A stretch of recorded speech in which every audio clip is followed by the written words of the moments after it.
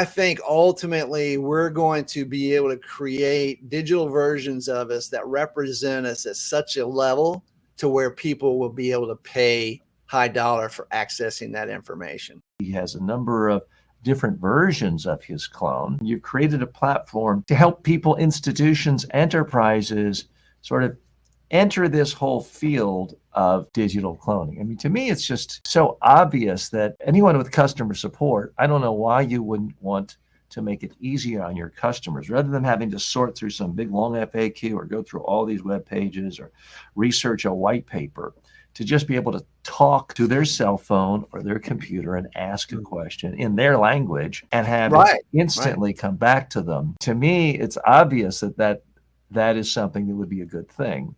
For that matter, that's another thing we haven't talked about. Anyone who's selling a product that needs an assembly would be really helpful too.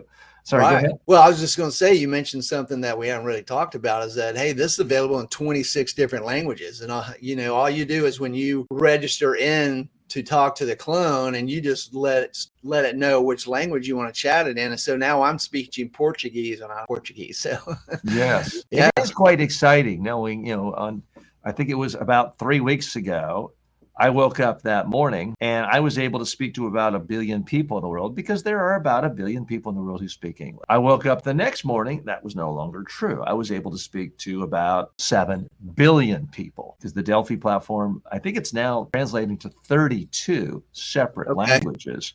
And they're the 32 pretty much the most popular.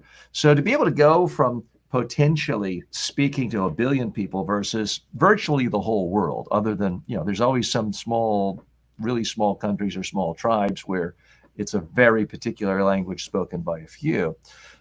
To me, that's just extraordinarily exciting. Sometimes I'm listening to this. So one of the biggest problems, in not to talk religion per se, but is sharing the Bible is translated into the different languages. And